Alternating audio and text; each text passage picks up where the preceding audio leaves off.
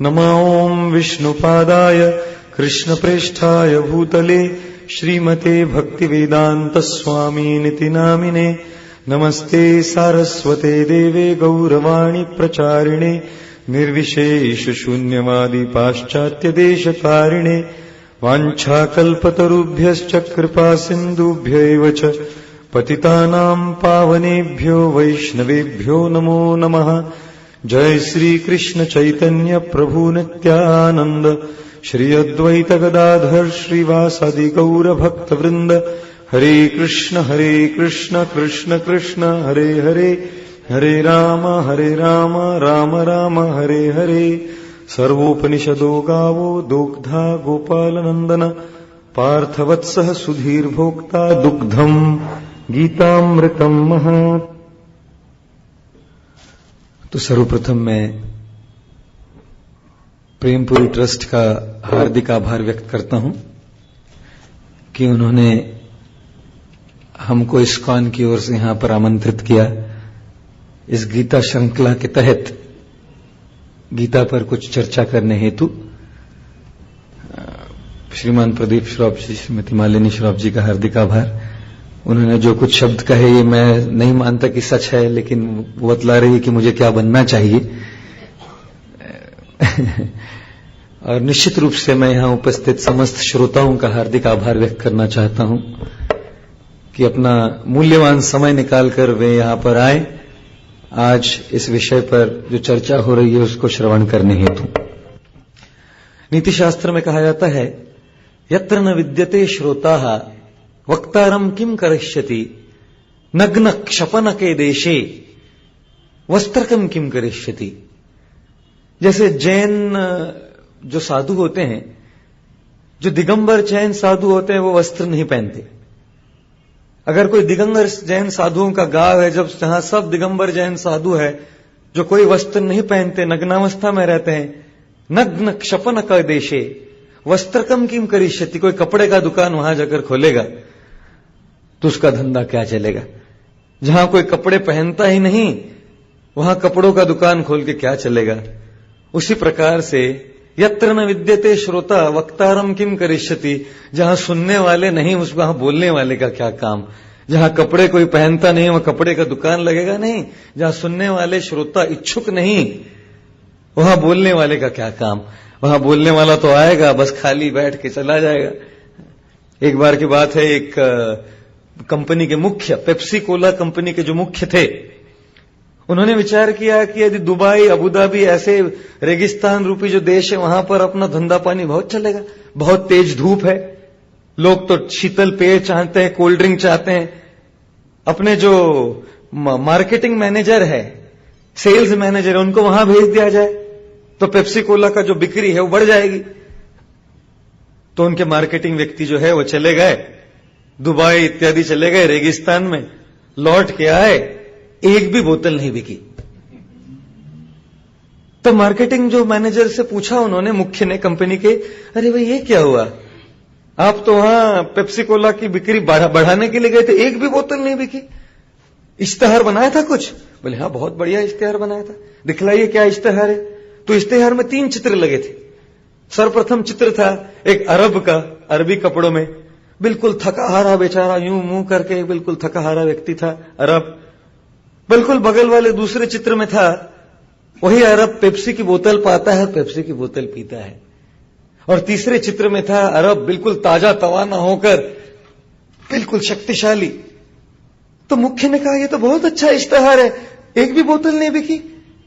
तो मार्केटिंग वाला जो व्यक्ति था उसने कहा मैं भूल गया कि वहां पर लोग उल्टा पढ़ते हैं। तो सबसे पहले देखा कि अरब एकदम ताजा तवाना है, फिर देखा कि अरब के हाथ में पेप्सी की बोतल है, और फिर अरब बिल्कुल थक गया। तो ऐसी तो बात नहीं हो जाएगी।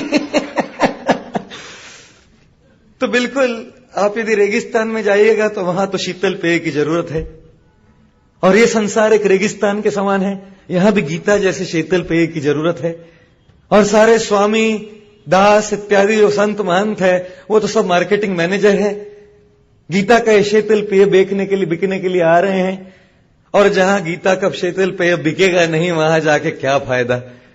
तो यहां पर हमेशा सत्संग होता है यह बिक्री होती है सत्संग में गीता के ज्ञान की, और कई लोग यहां अपनी श्रद्धा का मूल्य चुकाकर इस गीता के शीतल पेय को खरीदने हेतु आते हैं।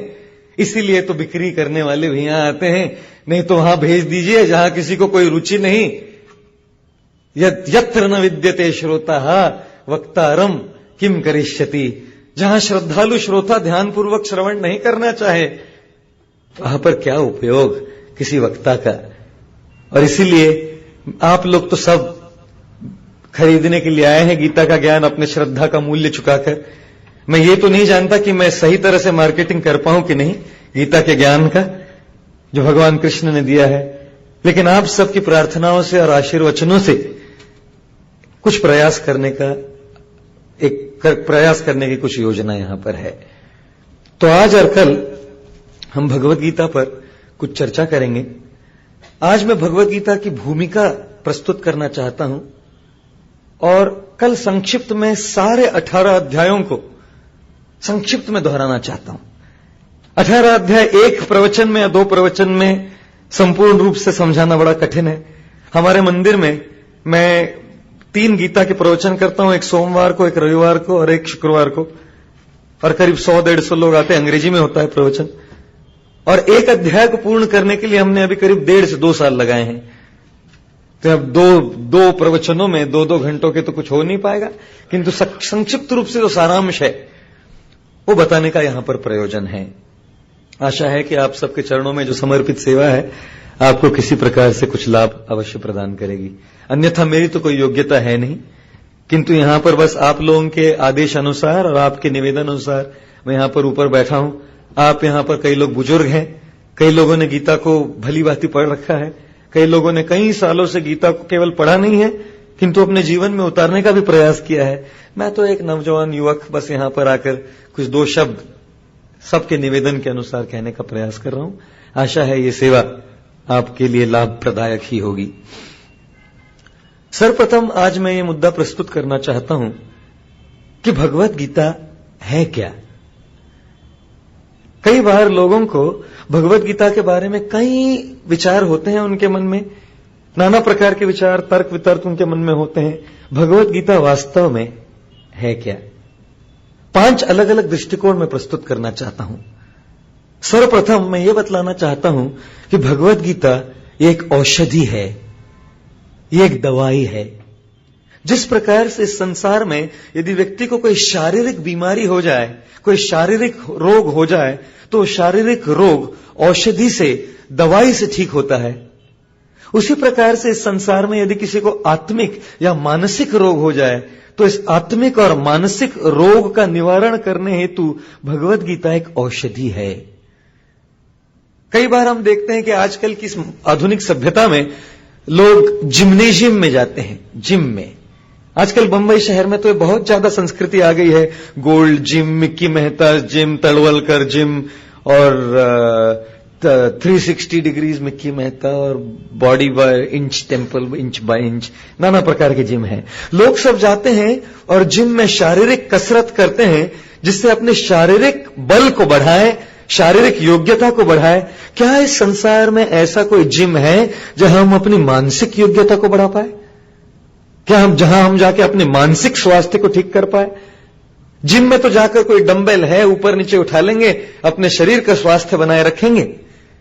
कहां ऐसा जिम्नेशियम, कहां ऐसा अखाड़ा जहां लोग जाकर कुछ योग इत्यादि साधना करें जिससे अपना मानसिक स्वास्थ्य बना रहे।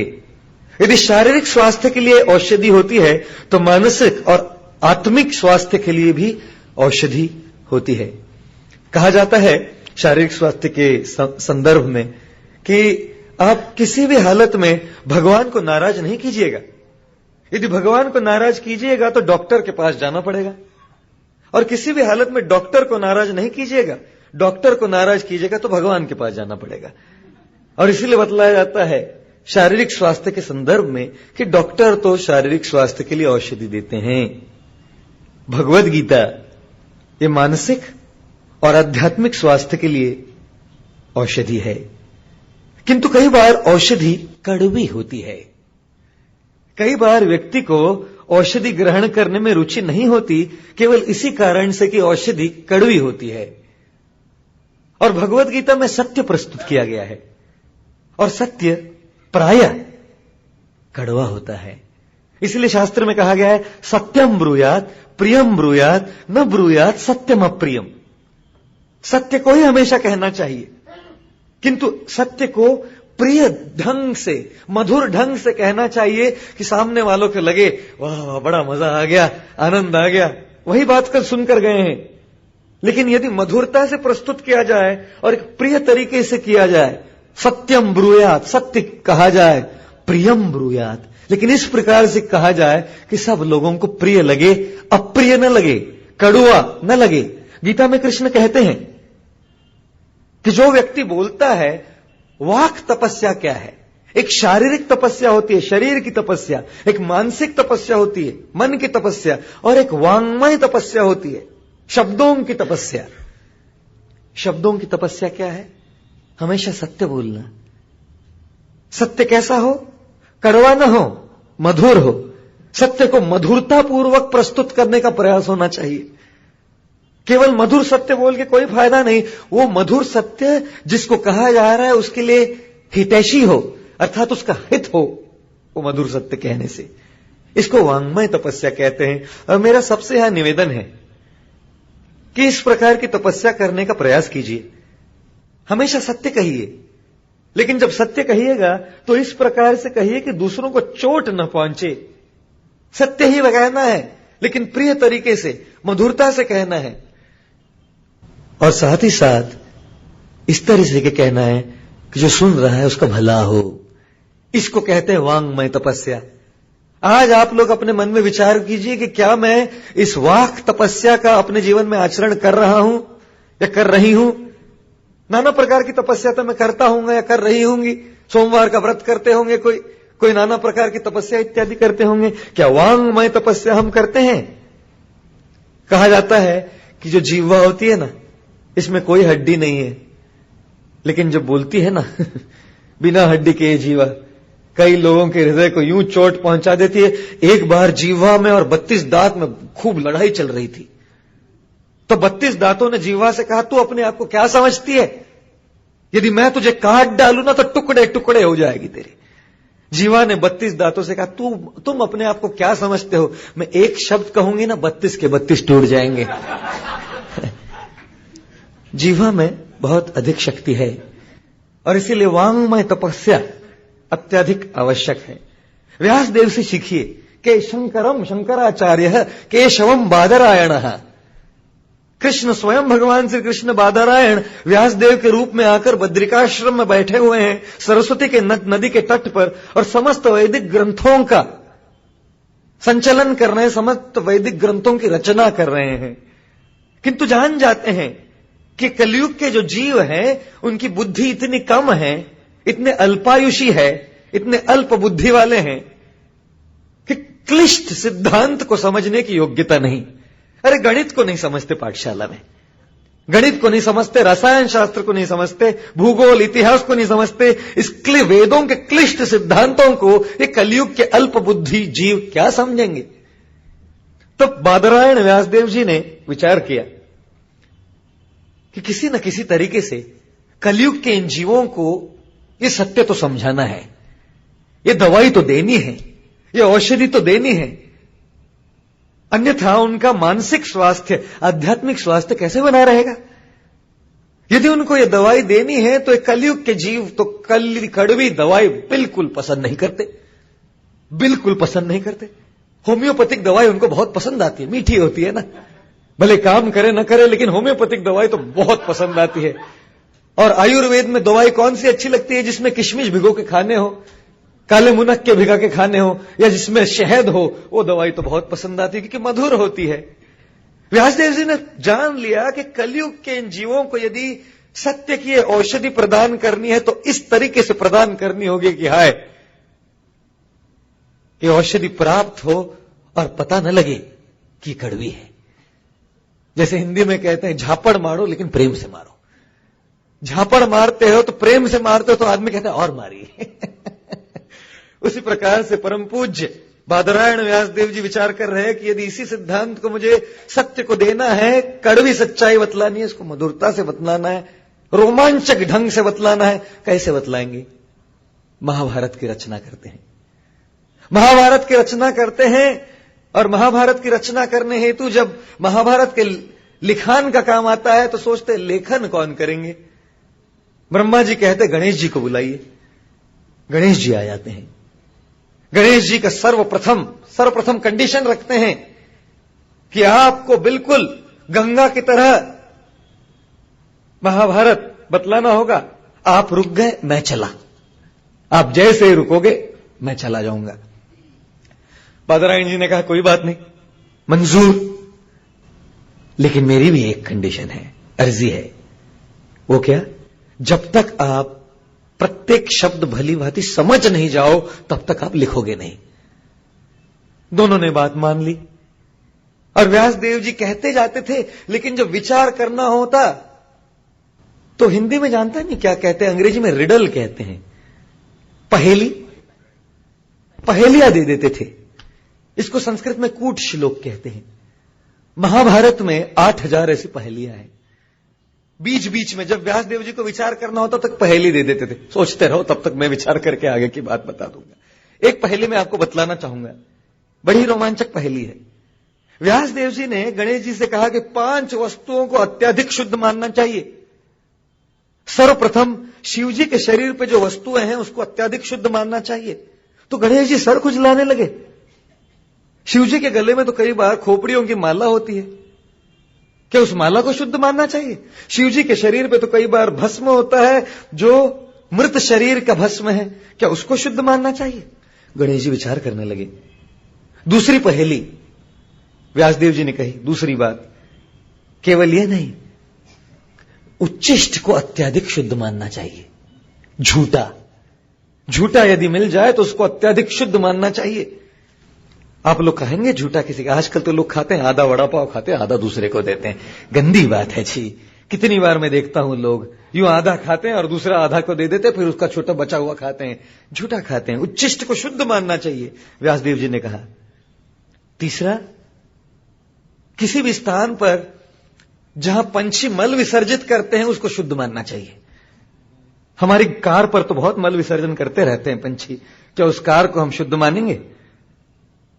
चौथा, मृत शरीर पर जो कपड़ा है, मृत देह के कपड़े को अत्यधिक शुद्ध मानना चाहिए। मानिए आप किसी मृत शरीर के लिए, किसी के अंतिम क्रिया के लिए जाए और बोले आग लगाने से पहले 1 मिनट मैं थोड़ा कपड़ा उतार लेता हूं, बहुत शुद्ध है मृत शरीर का कपड़ा। और 5वां, व्यासदेव जी ने कहा, जब कोई उल्टी करे ना, उस उल्टी को अत्यधिक शुद्ध मान के उसको चाट के ग्रहण करना चाहिए। क्षमा कीजिए, ये व्यासदेव जी की पहेली है, ये कोई मैं बना नहीं रहा हूं, महाभारत में है। गणेश जी विचार करने लगे इसका अर्थ क्या है। और इसका अर्थ जब विचार कर रहे थे तब गणेश जी ने इसको भली भांति पहचान लिया। सर्वप्रथम शिव जी के शरीर पे जो सारे वस्तुएं हैं उसमें से किसको शुद्ध मानना चाहिए? गंगा को। शिव जी के शरीर से, जटाओं से गंगा आती है, गंगा को अत्यधिक पवित्र मानना चाहिए। दूसरा, उच्चिष्ट, झूठों को पवित्र मानना चाहिए। कैसे? क्योंकि जब गाय का दूध होता है, जब तक बछड़ा गाय का दूध पिए नहीं तो गाय दूध देती नहीं। तो अगर बछड़ा स्तन को मुंह लगा दे और दूध पिए तो बचा क्या गाय के थन में? बछड़े का झूठा। और वही झूठा दूध अत्यधिक पवित्र माना जाता है, यहां तक कि महादेव जी को उसका अभिषेक होता है, शिवलिंग को उसका अभिषेक होता है। तीसरी चीज बताई थी कि जहां पर भी पंछी मल विसर्जित करे उसको शुद्ध मानना चाहिए। अपनी कार नहीं, मर्सिडीज कार नहीं। जहां अश्वत्थ का वृक्ष हो, अश्वत्थ के वृक्ष पर तो कई पंछी मल विसर्जित करते रहते हैं, अश्वत्थ के वृक्ष को शुद्ध मानना चाहिए। चौथा, एक मृत शरीर पर का जो कपड़ा है उसको अत्यधिक पवित्र समझना चाहिए। और गणेश जी ने इसको क्या समझा? गणेश जी ने समझ लिया, जो रेशम होता है, रेशम का जो कीड़ा है जब मर जाता है तब वो रेशम आता है, उस रेशम को, मृत शरीर से आने वाले रेशम को अत्यधिक पवित्र मानना चाहिए। और 5वां, ये तो सब लोग सुनने के लिए लालायित है, मैं जानता हूं कि व्यासदेव जी ने कहा उल्टी को अत्यधिक शुद्ध मानकर उसको चाटना चाहिए, शुद्ध मानना चाहिए, पवित्र मानना चाहिए। शहद, गणेश जी ने समझा शहद, फूल जो भौरा होता है, जो मधुमक्खी होती है, फूल में जाती है और लेकर आती है थोड़ा थोड़ा शहद और अपने छत्ते में आकर उल्टी कर देती है, और हम तो उसी उल्टी को लेकर अपने आइसक्रीम पर डालते कहते हैं हा मजा आ गया। इसको अत्यधिक पवित्र मानना चाहिए। तो इस प्रकार से व्यासदेव जी ने महाभारत की रचना की, कई कूट श्लोकों को दिया, रोमांचक, अत्यधिक रोमांचक। द्रौपदी वस्त्रहरण प्रसंग, जब B.R. चोपड़ा का महाभारत चल रहा था, तब यहां बंबई में कई इस्लाम धर्मीय भी महाभारत को देखा करते थे, और टाइम्स ऑफ इंडिया में प्रथम पेज पर यह आर्टिकल लेख आया था कि हमारे एक इस्लामी बंधु महाभारत को देख रहे थे, द्रौपदी वस्त्रहरण का प्रसंग देख रहे थे, और इस प्रसंग को देखते हुए चिल्ला रहे थे, अरे नहीं, ये सही है, स्त्री पर इस प्रकार का अत्याचार नहीं होना चाहिए। और इतना उस प्रसंग में घुस गए कि हृदय का दौरा आकर वहीं पे मर गए। इस प्रकार का ये रोमांचक ग्रंथ है। कहां हमारा बॉलीवुड हॉलीवुड क्या सिनेमा बनाएगा महाभारत के रोमांचक प्रसंग के ऊपर। किंतु इस रोमांचक प्रसंग के बीच में व्यासदेव एक मां की भूमिका निभाते हैं, एक माता की भूमिका निभाते हैं। जिस प्रकार से एक छोटा जो शिशु होता है, बच्चा होता है, कई बार दवाई लेने में बड़ा हिचकिचाता है, केवल हिचकिचाता नहीं बल्कि नाना प्रकार का रुदान करता है, रोता रहता है, चिल्ला चिल्ली करता रहता है। मां कहती नहीं बेटे, दवाई खानी चाहिए, तेरी सेहत ठीक हो जाएगी बेटा। ना मैं नहीं खाऊंगा, बहुत कड़वी दवाई है मां। तो मां क्या करती है, कहती बेटा ये ले चॉकलेट खा ले बेटा, और चॉकलेट को यूं गोला बना देती है और बीच में कड़वी दवाई डाल देती है, और बच्चा खाता है चॉकलेट। हा, बहुत आनंद आ रहा है, बहुत मजा आ रहा है। और जैसे धीरे धीरे चॉकलेट चबाता रहता है, बिल्कुल बीच में कड़वी दवाई आ जाती है, लेकिन अब तक चॉकलेट का ऐसा चस्का लग जाता है कि कहता है ठीक है, आगे भी चॉकलेट आएगा, खा लेता है दवाई को। यही व्यासदेव जी का महाभारत है, चॉकलेट के बीच में दवाई। संपूर्ण महाभारत व्यासदेव जी एक माता की भूमिका कर रहे हैं, हम सब शिशु के रूप में हैं, और हम सब अपने आध्यात्मिक और मानसिक स्वास्थ्य के लिए गीता रूपी औषधि चाहते हैं। ये अनिवार्य है हमारे लिए, किंतु कड़वी है। अचानक गीता में सुनते हैं आप ये शरीर नहीं, आप आत्मा है। मैं शरीर नहीं, आईने में तो लगता नहीं देखकर मैं शरीर नहीं। जातस्य ही ध्रुवो मृत्यु, ध्रुवम जन्म मृतस्य से, जिसका जन्म हुआ है उसकी मृत्यु होगी। किसको ये कड़वा सच सुनना है कि मैं एक दिन मरूंगा? ये कड़वी सच्चाई एक दवा के समान है। महाभारत के समस्त रोमांचक प्रसंग चॉकलेट के समान है, और हम पढ़ते हैं वाह वाह वाह वाह वाह। और बीच में भीष्म पर्व आता है महाभारत में, और भीष्म पर्व के बीच में दवाई आ जाती है गीता। तब तक तो अब अंग्रेजी में कहते हैं ना, I am hooked, I can not give up now. तब तक चॉकलेट खा के ऐसा चस्का लग जाता है, कहते अब तो पढ़ना पड़ेगा। और इसलिए यहां पर 1 साल तक ये गीता श्रृंखला चलेगी, नाना प्रकार के संत महंत आएंगे और गीता पर बखान करेंगे, और तब भी लोग आते हैं। चस्का लग गया ना, क्या करेंगे? इसलिए सर्वप्रथम भगवत गीता क्या है? भगवत गीता हमारे मानसिक और आध्यात्मिक स्वास्थ्य को बनाए रखने के लिए बड़ी मधुरता से प्रस्तुत की गई एक औषधि है। चॉकलेट के बीच में दी गई ये एक दवा है। दूसरा दृष्टिकोण, भगवत गीता क्या है? भगवत गीता एक बड़ा ही अनोखा गीत है, बहुत ही अनोखा गीत है ये। मैं जानता हूं, जब मैं बच्चा था तो रेडियो पर एक कार्यक्रम आता था, आपकी फरमाइश।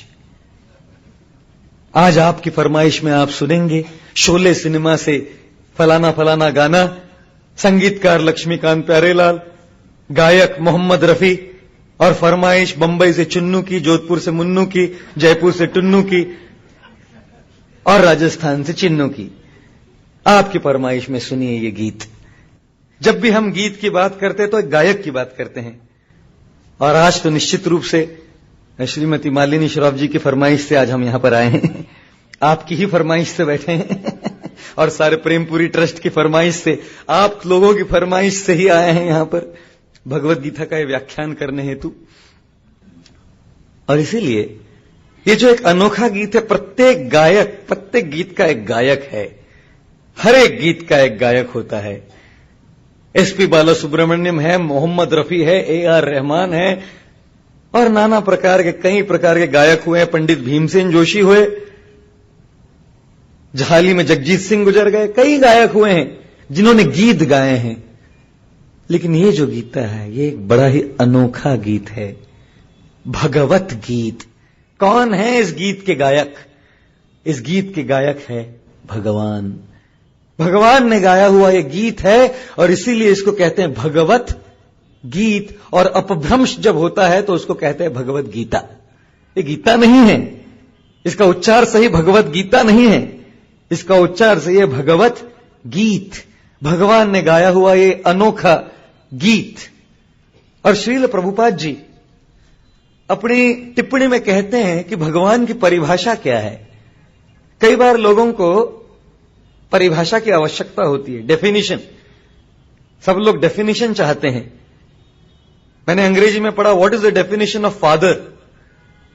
The definition of a father is a banker provided by nature, free banker provided by nature.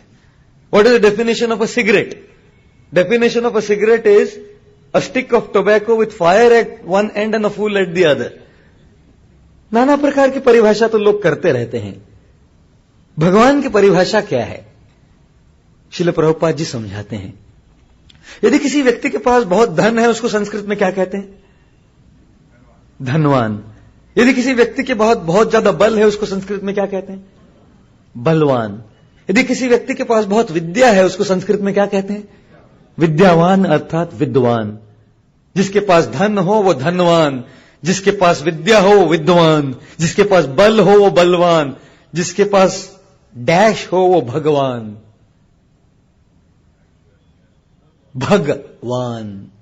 ऐश्वर्यस्य समग्रस्य वीर्यस्य यशः श्रियः ज्ञान वैराग्योश्चैव षण्णं भग इतिंगणा। जिनके पास 6 ऐश्वर्य हो पूर्ण मात्रा में, उसे भगवान कहते हैं। यदि आप किसी को लगा गीता तो मेरी किताब है, मैंने कही है, क्षमा कीजिएगा, गीता के गायक कोई AR रहमान, मोहम्मद रफी, अनुराधा पौडवाल जी नहीं है। गीता के गायक है भगवान, जो षडैश्वर्य पूर्ण है। यदि आपको इनका CV चाहिए, इनके क्या गुण है चाहिए, जैसे कोई गायक गाने के लिए आता है तो पूछते कौन से सिनेमा में आपने गाया बताइए, कौन कौन से संगीतकारों के साथ गाया बताइए, आपकी योग्यता क्या है गाने की। ये एक अनोखा गीत है जो भगवान ने गाया, बताइए आपकी योग्यता क्या है। कृष्ण कोई साधारण पुरुष नहीं, कृष्ण पूर्ण पुरुषोत्तम भगवान है, षडैश्वर्य पूर्ण भगवान है। किसको ऐश्वर्यशाली माना जाता है? धनवान व्यक्ति को ऐश्वर्यशाली माना जाता है। किसी के पास अत्याधिक धन हो, ऐसे व्यक्ति को ऐश्वर्यशाली माना जाता है। अंबानी जी है, बिल गेट्स है, वॉरेन बुफे है, इनको कहते हैं अरे हमारे पास भी ऐसा आ जाता तो कुछ बात बनती। एक 20 साल की युवती ने 90 साल के वृद्ध व्यक्ति के साथ विवाह किया। तो इस युवती की जो सहेली थे, उसने पूछा तुम इतनी नौजवान हो और एक 90 साल के वृद्ध व्यक्ति के साथ आपने विवाह क्यों किया? ये तो बड़े धनवान व्यक्ति थे। उसने कहा पहले तो इनका इनकम, दूसरे इनके दिन कम, इसीलिए इनके साथ विवाह किया है मैंने। पहले इनका इनकम और फिर इनके दिन कम। प्रत्येक व्यक्ति धनवान बनना चाहता है, लेकिन बनता है कि नहीं, ये बड़ा प्रश्न चिन्ह है। जिसके पास पूर्ण मात्रा में धन होना, केवल धन नहीं, दूसरा ऐश्वर्य, कि कोई बलशाली हो, उसको भी ऐश्वर्यशाली माना जाता है। अरे सही में बड़ा तगड़ा है, सही में बड़ा शक्तिशाली है। मोहम्मद अली बॉक्सर था, एक मोहम्मद अली, ऐश्वर्य माना जाता था उसको। जब आता था अपने बॉक्सिंग अरीना में तो ऐश्वर्यशाली माना जाता था। व्यक्ति को शारीरिक बल प्राप्त हो जाए, ऐश्वर्यशाली माना जाता है। तीसरा सौंदर्य, कोई सुंदर हो, ऐश्वर्य माना जाता है कि सही में ऐश्वर्यशाली व्यक्ति है, कितना सुंदर है। एक कक्षा में एक टीचर आई और फलक पे लिखा मैं सुंदर हूं, बताइए बच्चों कौन सा काल है ये? बच्चे ने कहा भूतकाल। Past tense madam, I am beautiful, which tense it is? Past tense, बूढ़ी हो गई है। सुंदरता टिकती नहीं। जिसके पास सौंदर्य हो प्रचुर मात्रा में और नित्य रूप से रहती हो, भगवान।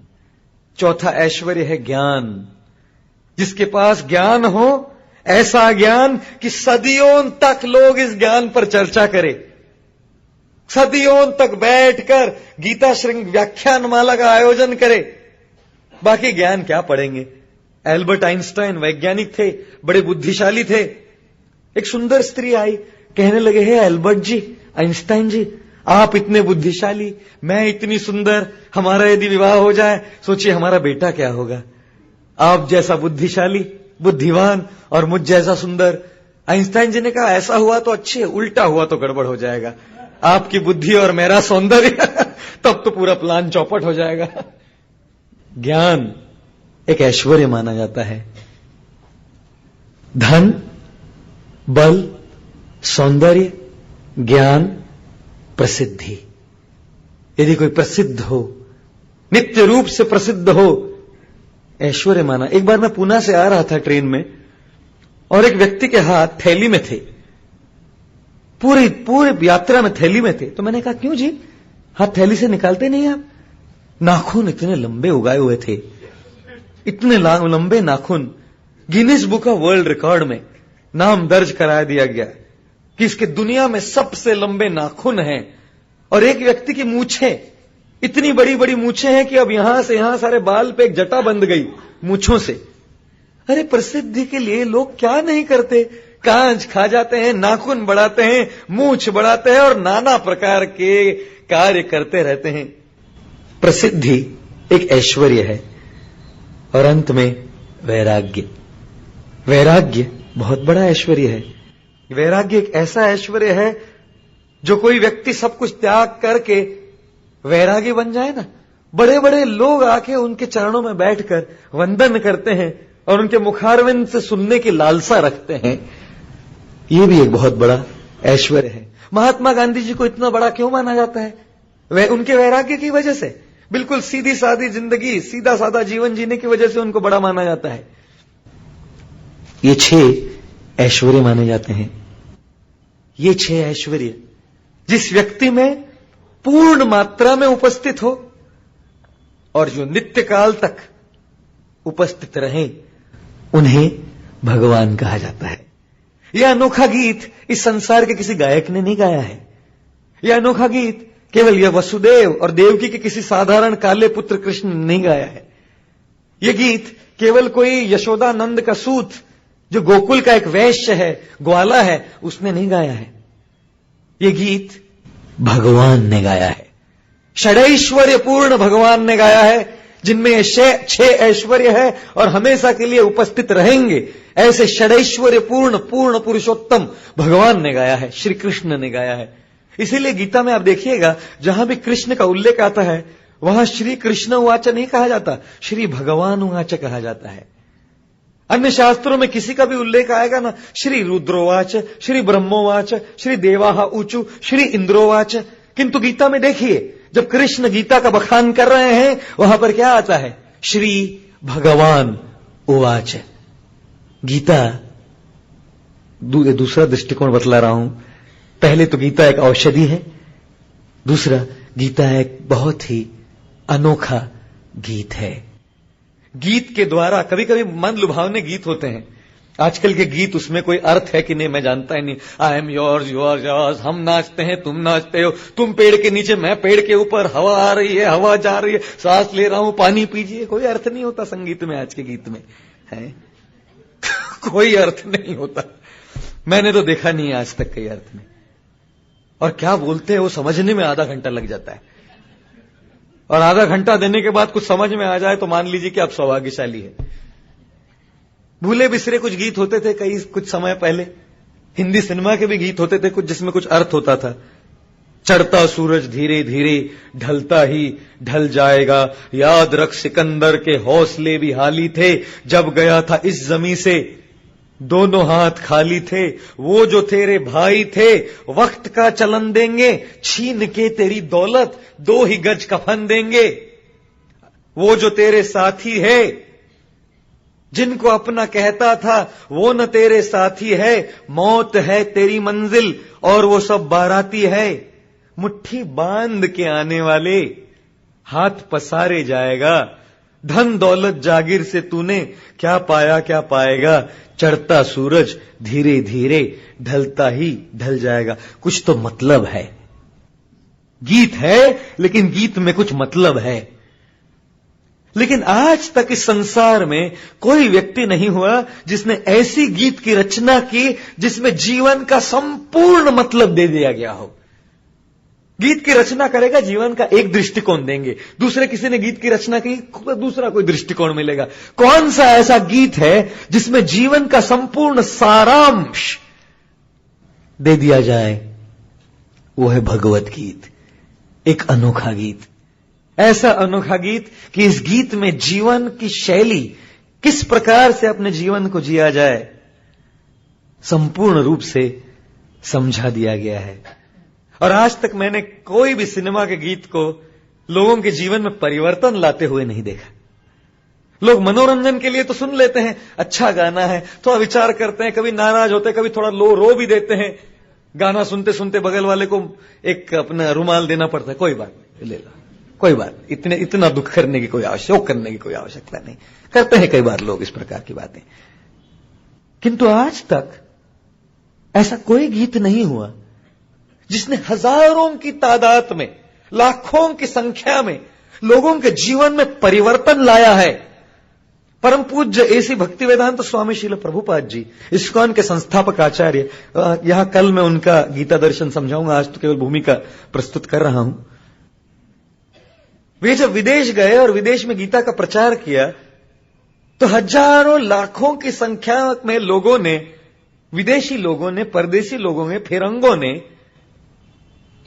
इस गीता का अध्ययन किया, इस अनोखे गीत को सुना, पढ़ा, अपने जीवन में उतारने का प्रयास किया और इस प्रकार से उनका जीवन बदल गया कि पिछले 40-45 सालों से भगवत भक्ति के मार्ग में, योग साधना के मार्ग में लगे हुए हैं। नाना प्रकार की बुरी आदतें जो उनके जीवन में थे उनका परित्याग करके बिल्कुल शुद्ध विशुद्ध जीवन जीने का प्रयास कर रहे हैं। कौन सा ऐसा गीत है जो व्यक्ति के जीवन में सुनने मात्र से परिवर्तन ले आए? परम पूज्य भक्तिवेदांत स्वामी जी, प्रभुपाद जी एक बार इंग्लैंड गए हुए थे, लंदन में, और लंदन में बोल रहे थे तो एक पत्रकार आए और बड़ी सभा में पत्रकार ने सारे लोगों के सामने, अंग्रेजों के सामने प्रभुपाद जी से पूछा, स्वामी जी आप यहां पर आए हैं, किस लिए आए हैं आप? स्वामी जी, प्रभुपाद जी ने कहा, आपके जो ब्रिटिश लोग हैं, अंग्रेज लोग हैं, भारत में आए और भारत की सारी संपत्ति लूट के चले गए, एक चीज लेना भूल गए,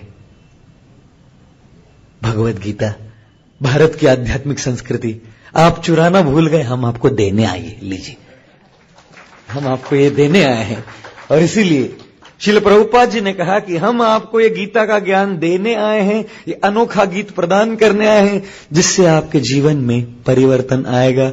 भाइयों और बहनों, देवियों और सज्जनों, गीता में इतनी महाकाय विशाल शक्ति है, प्रत्येक अक्षर में, श्लोक तो दूर की बात है, मैं कहता हूं श्लोक तो दूर की बात है, प्रत्येक अक्षर में इतनी विशाल महाकाय शक्ति है कि यदि सही तरह से इसकी समझ हमारे जीवन में हम कर ले और आधे अक्षर के हिसाब से यदि हम अपने जीवन को जीने का नितांत प्रयास करते रहें तो हमारा जीवन निश्चित रूप से, अंग्रेजी में कहते हैं हैंड ऑन माय हार्ट, परिवर्तित हो जाएगा। ब्राजील में आप लोग गोदना जानते हैं? गोंदना, गोंदते हैं ना, हिंदी में भी गोदना कहते हैं, टैटू कहते हैं आजकल, टैटू कहते, बड़े बहुत फैशन हो गया आजकल, नहीं? फैशन ऐसी होती है, पुरानी चीज बार बार दोहराती आती रहती है। पहले हमारे, मैं जब बचपन में नानी जी के हाथ पे मैं देखता था, मैं तो ये क्या बना के रखा है, और आज वही नानी जी को गाली देने वाले वही लोग बनाते हैं, यहां वहां टैटू, रंग बिरंगी टैटू बनाते हैं। और हमारे नानी जी के हाथ पे हनुमान जी का टैटू था, हनुमान जी को गोद के रखा हुआ था। तो मैं सोच रहा था कि कई स्त्रियां बनाती है हनुमान जी को। मैं सोच रहा था हनुमान जी ब्रह्मचारी क्या विचार करते होंगे। माताओं ने अपने हाथ पे हमें स्थान दे दिया। लेकिन ब्राजील में, विदेश में एक व्यक्ति था, हमारे इस्कॉन के कुछ भक्त गीता बांट रहे थे, और जब गीता बांट रहे थे तो एक व्यक्ति को, विदेशी व्यक्ति को कह रहे थे गीता लीजिए, भगवत गीता, ये आपके जीवन को परिवर्तन। नहीं, हम नहीं चाहते, अंग्रेजी में we don't want it, I don't want it. बड़ा निवेदन किया, प्रणाम किया, आपके जीवन में इसका लाभ होगा, लीजिए। तो इस व्यक्ति से छुटकारा पाने के लिए गीता ले ली, $20 दे दिए, जाओ दफा हो जाओ यहां से, और एक किताब घर में ले आए और अपने शेल्फ पर रख दी। इस किताब को मैं कभी हाथ नहीं लगाऊंगा। परेशान करते रहते, ये किताब ले लो, गीता ले लो, गीता ले लो, कभी हाथ नहीं लगाऊंगा। और ये गीता को शेल्फ में रख दिया। और तब ब्राजील में टैटू के फैशन निकल गई, गोदना। और विदेश में क्या गोदते हैं लोग? संस्कृत श्लोक, वो फैशन है। मंत्र, श्लोक। तो सोचने लगा मुझे श्लोक और मंत्र कहां से मिलेगा। ऐसे विचार कर ही रहा था तो कोई किताब निकालने गए तो गीता गिर गई नीचे। बोले देखते इसमें कुछ मिलेगा क्या। तो पन्ना पलटा, अरे ये तो बहुत अच्छा लगता है, पढ़ने तो कुछ आता नहीं हमको, इस देवनागरी में लिखा हुआ है, लेकिन दिखने में तो अच्छा लगेगा ये गोदेंगे तो सोचने लगे इसमें सबसे अच्छा कौन सा दिखता है, इसके लिए देखता हूं। तो पहला पन्ना खोला और पढ़ने लगे, इसका अर्थ क्या है। बोले अच्छा लग रहा है कुछ। दूसरा पन्ना, तीसरा पन्ना, पूरी गीता पढ़ ली केवल टैटू करने के लिए। और टैटू करने के लिए गीता पढ़ी, लेकिन गीता के टट्टू हो गए। टैटू करते करते गीता के टट्टू हो गए। और यूं विश्वास हुआ गीता की शिक्षा में कि देखने लगे कोई सत्संग मिलेगा क्या ब्राजील में, कहीं ऐसा जहां ये किताब में पढ़ सकता हूं। और तब जाके हरे कृष्ण आंदोलन इस्कॉन में आए, परिवर्तित हो गया जीवन। वही व्यक्ति जो नाना प्रकार की बुरी आदतों से ग्रस्त थे, व्यस्त थे, त्रस्त थे, जीवन परिवर्तित हो गया गीता की शिक्षा से। Albert Einstein, sir Isaac Newton, Henry David Thoreau और नाना प्रकार के वैज्ञानिकों ने, दार्शनिकों ने इस किताब का अध्ययन करने का प्रयास किया है। क्या वो पागल थे? क्या उनको करने धरने के लिए कुछ और नहीं था? एल्बर्ट आइंस्टाइन जैसे एक विख्यात वैज्ञानिक गीता के विद्यार्थी थे, इस अनोखे गीत के विद्यार्थी थे, क्योंकि इस अनोखे गीत में जीवन में परिवर्तन लाने की क्षमता है। और इसीलिए गीता का एक दूसरा दृष्टिकोण है। पहला एक औषधि है अपने मानसिक और आध्यात्मिक स्वास्थ्य के लिए, दूसरा एक ऐसा अनोखा गीत है जो हमारे जीवन में परिवर्तन लाए। तीसरा दृष्टिकोण आप सबके सामने प्रस्तुत करना चाहता हूं। गीता केवल कोई एक औषधि और केवल कोई गीत न होते हुए, गीता समस्त शास्त्रों का, वैदिक ग्रंथों का निचोड़ है, सार है। आज की इस कलयुग में क्या हम वैदिक ग्रंथ पढ़ेंगे? यदि हम वेद पढ़ने जाए तो वेदों का उच्चारण करना कितना कठिन है, और यदि वैदिक श्लोकों को ठीक तरह से उच्चारण नहीं किया जाए तो उसका बिल्कुल उल्टा नतीजा निकलता है। उन्हीं मंत्रों का यदि ठीक तरह से उच्चारण नहीं किया जाए, बिल्कुल उल्टा नतीजा निकलता है। ओम सहस्र शीर्ष पुरुषः, सहस्र शीर्ष पुरुषः, पुरुष सूक्त में सहस्र शीर्ष पुरुषः, सहस्राक्ष सहस्रपाते, स भूमिम विश्वतो वृत्वा अत्यतिष्ठत् दशांगुलम, पुरुष एवेदगुम सर्वम। ये ठीक से नहीं किया ना, इसका नतीजा उल्टा निकलता है। आप यदि वैदिक ग्रंथों का ठीक तरह से निरीक्षण कीजिएगा तो ये मंत्र जो है ये कलयुग के लिए नहीं बने हैं। इस कलयुग में यदि आप इन्हीं शास्त्रों का अध्ययन करने का प्रयास करें, बड़ा कठिन है। उपनिषदिक तो भाषा है, उपनिषदों की भाषा इतनी क्लिष्ट भाषा है, ये कलयुग के जीवों के ऊपर से जाती है। वो भीतर भी है, बाहर भी है, ऊपर भी है, नीचे भी है, आगे भी है, पीछे भी है। कलयुग वाला बोलता है एक जगह बोलो कहां है, आगे पीछे ऊपर नीचे, क्या समझेंगे हम इस भाषा को। गीता केवल एक गीत और औषधि न होते हुए समस्त वैदिक शास्त्रों का, समस्त उपनिषदों का सार और निचोड़ है।